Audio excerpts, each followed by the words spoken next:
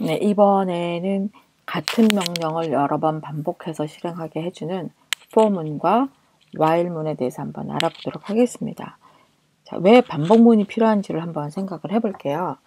1에서부터 5까지 더하는 프로그램을 생각을 해볼 건데, 이 1에서부터 5까지 더한다는 거 1 플러스 2 플러스 3 플러스 4 플러스 5 여기까지 다 더하는 계산이에요. 그럼 이것을 프로그래밍으로 순차적으로 계산하도록 하기 위해서 더한 값을 저장하는 sum이라는 변수를 선언을 먼저 해볼게요. var sum equal 처음에 얘는 아무것도 저장되어 있지 않습니다. 0이에요. 그래서 sum에다가 2를 먼저 더해서 sum에다 저장을 할 거예요. 플러스 equal이라는 것은 sum은 sum 플러스 1 이것을 줄여서 어떻게 쓸 수 있냐면 sum 플러스 equal 1 이렇게 쓸 수가 있어요.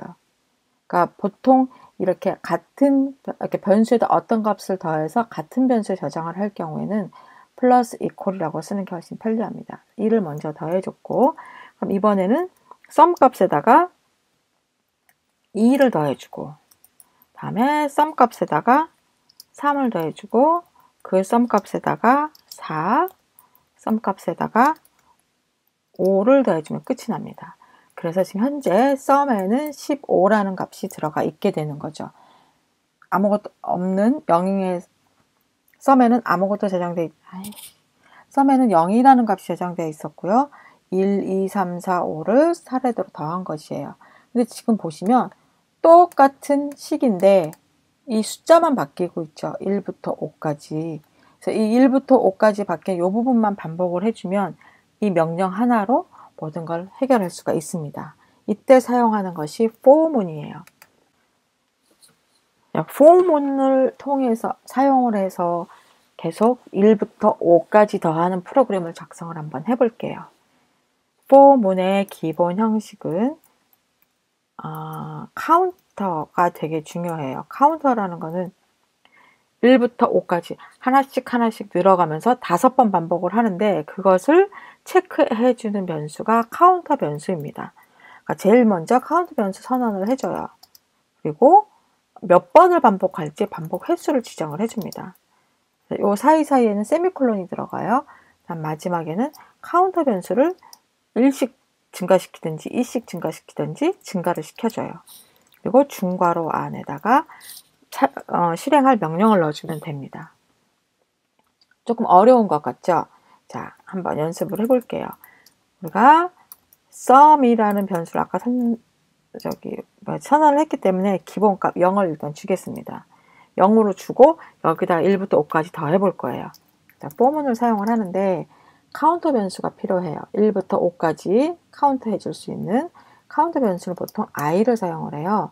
그리고 얘는 기본값 보통 0부터 시작을 하는데 우리는 1부터 더해줄 거기 때문에 1 지정을 해주고 얘는 반복 횟수 언제까지? 6보다 작을 때까지. 그러니까 1부터 5까지 더한다는 얘기죠. 그리고 하나씩 늘어나요. 1, 2, 3, 4, 5. 그래서 카운트 변수는 1만 증가하면 돼요. 이 플러스라는 연산자는 1씩 증가할 때 붙이는 연산자입니다. i 값을 1씩 증가시키라는 얘기예요. 그럼 중괄호로 묶어서 무엇을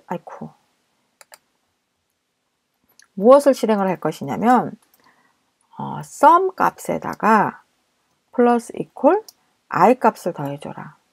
이게 아까 우리 하던 거였잖아요. sum 플러스 equal 여기다 1, 2, 3, 4, 5 여기 i 위치에 i 변수가 들어가 있는 위치에 1부터 5까지 들어갔어요. 이것만 해주면 간단하게 끝나요. 아까는 sum 플러스 equal 1, sum 플러스 equal 2 이런 식으로 계속 5까지 더해졌는데 여기서 i는 1부터 6보다 작은 값, 즉 5까지 이 자리만 계속 바뀌면서 문장을 반복하는 거예요. 그래서 엔터를 눌러볼게요. 그러면 값은 15가 나왔습니다. 이 for문을 사용하면 편한 게 뭐냐면 5까지 더하는 게 아니라 1000까지 더해보고 싶다. 1부터 1000까지. 그러면 이 6이라는 값 대신에 1001 이렇게 해주면 바로 1000까지 더한 값이 나옵니다. 만약에 내가 1, 2, 3, 4, 5, 6이 아니라 1, 3, 5, 7, 9 이렇게 바꾸고 싶다. 그럼 I 값이 1씩 늘어나는 게 아니라 I 값이 2씩 늘어나는 거죠. 그럼 여기 증가되는 식 부분을 I 플러스 2라고 해주면 돼요. 포문을 사용을 해서 구구단을 한번 작성해 보도록 하겠습니다. 구구단을 자세히 보시면 반복되는 게 두 가지예요. 2단부터 9단까지 여기서 1씩 커지면서 단수가 달라지고요. 단 안에서도 1부터 9까지 곱해지는 숫자가 1씩 커지면서 반복이 됩니다. 그래서 그 단 값에다 1부터 9까지 곱해주면 되겠죠. 그래서 두 개의 포문이 사용이 되는데 두 개의 포문을 한번 먼저 작성을 해볼게요. 구구단에서는 단수가 바뀌기도 하고 한 단 안에서 1부터 9까지 곱하기 때문에 두 개의 포문을 사용을 하게 됩니다. 두 개의 포문이 있고요. 자, 여기는 두 개의 포문이 있을 때는 안쪽에 실행하는 포문이 먼저 바뀌는 포문이에요. 뭐가 먼저 바뀌냐면 각 단에서 곱하는 수가 바뀌는 포문이죠. 그 다음에 위에 것은 단수가 바뀌는 포문이에요. 이렇게 해놓고 각각의 카운터 변수를 한번 지정을 해보겠습니다. 밖에 있는 포문의 카운터 변수는 2부터 시작해요. 2단부터 시작을 하죠. 그리고 9보다 작을 때까지 반복을 할 거고요. I 값은 1씩 증가를 하게 됩니다. 그리고 두 번째 포문에 있는 카운터 변수는 J라고 할 것이고 1부터 시작을 하게 됩니다. 그리고 J 값은 역시 9까지 실행을 할 거고요. J 값 역시 1씩 증가를 합니다. 자, 이렇게 해서 두 개의 포문의 형식을 잡아놨어요. 그럼 안쪽에다 여기서는 단수 곱하기 1부터 9까지 값을 지정해 주면 되겠죠. 여기서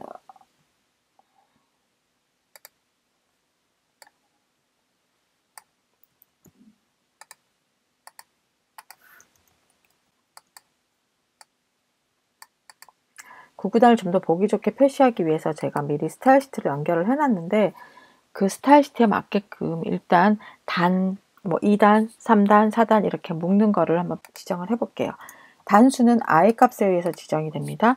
지금 구구단을 보면 이 단별로 이렇게 테두리가 그려져 있고 가로로 쭉 나열이 되어 있어요. 이걸 좀 보기 좋게 표시할 수 있도록 제가 스타일 시트를 적용을 한 건데요. 그 스타일 시트에서 사용하는 방법을 여기다 똑같이 지정하기 위해서 한번 단수가 바뀌는 부분에다가 스타일 시트를 적용할 수 있도록 일단 D라는 소스 코드를 넣어볼게요. 열었으니까 닫기도 해줘야 되겠죠.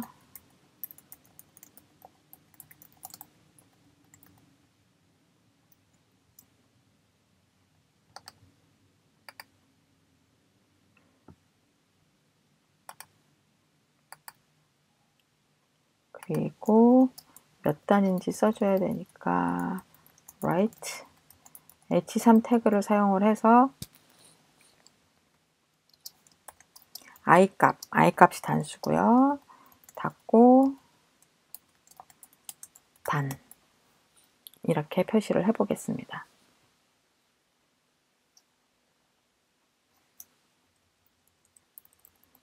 여기 이렇게 해야 되지 참.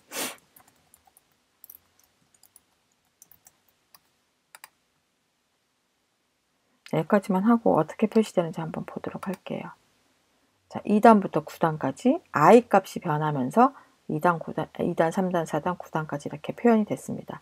그럼 우리는 할 일은 여기 각 단별로 안에 I 값과 J 값을 곱했을 때 어떻게 표현할지를 한번 지정을 해볼게요.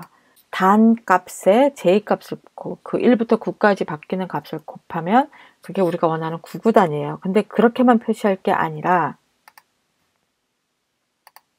2 곱하기 1은 2 이런 식으로 표시를 할 거죠. 여기 끝에 나오는 2, 4, 6, 8 이 값은 I 곱하기 J를 한 값이에요. 그리고 2는 I 값이고 1은 J 값이죠. I 값과 J 값 그리고 그 사이에 곱하기 표시와 이퀄 표시를 같이 넣어줘야 돼요. 이것을 다 감안을 해서 자바스크립트에다가 작성을 해줍니다. 화면에 표시를 할 건데요. 도큐멘트 라이트를 사용해서 화면에 표시를 할 건데 I 값 옆에 곱하기 표시를 할 겁니다. 곱하기 표시를 할 거고 그 다음에 J값을 넣어주고 그 옆에 equal 표시를 할 거예요. 그리고 그 옆에 또 뭐 넣어주죠? I 곱하기 J 한 값. I 곱하기 J 값을 넣을 겁니다.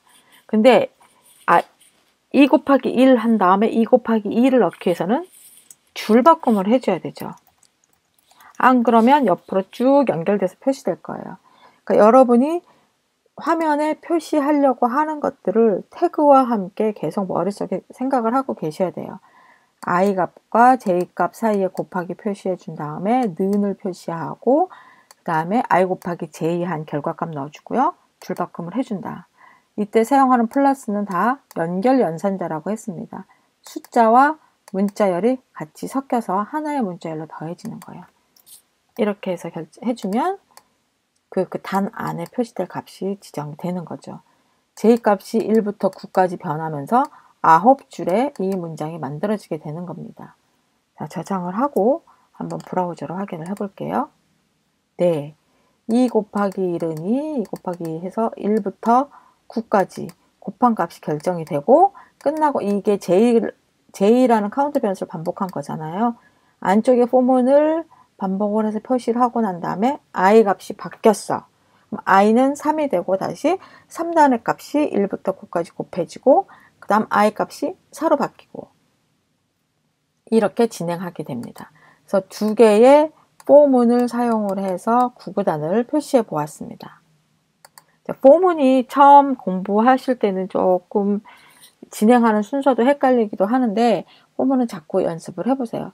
내가 뭐 짝수만 골라서 더하겠다든지 홀수만 곱해서 더하겠다든지 구구단을 표시하는데 2단부터 5단까지만 표시를 하겠다든지 이런 식으로 여러 가지 조건을 여러분 스스로 지정해 주면서 구구단을 한번 화면에 표시해 보시기 바랍니다.